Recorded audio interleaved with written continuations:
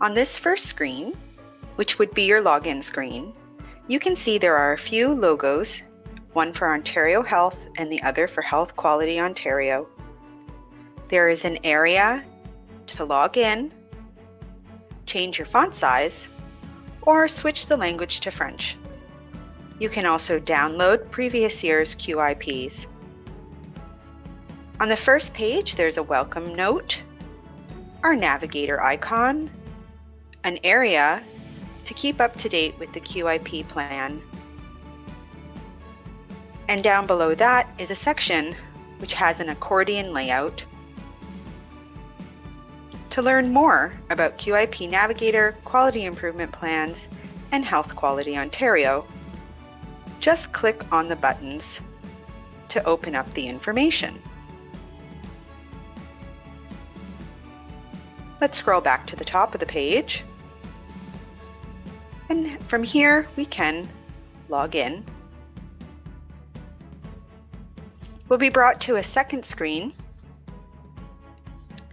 which looks very similar to the first, except there's an area to enter your credentials. You put in your username in this box, your password in this box, and then you would hit login. If you are new to the QIP program, you may not know your username or your password. If that is the case, feel free to click on the Forgot Username, which will send an email to us so that we can be responding to you with your username for your organization. Or you can click on Forgot Password,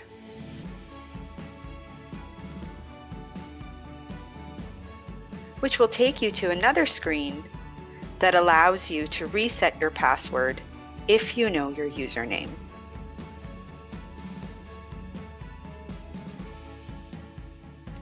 We can go back to the login screen, and from here I will submit my credentials.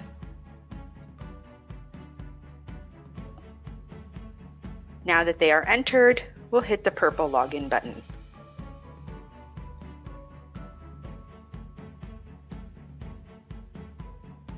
The screen again looks very similar. I know that I am logged in because it welcomes me. There is an option to log out, and I have an option to print the executive summary. This is a new feature in 2020, and you will learn about this more in a subsequent video. To start with your QIP for this year, click on Submit QIP.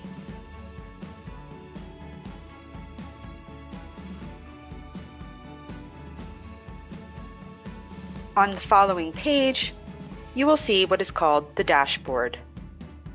You will learn more about the dashboard in a subsequent video.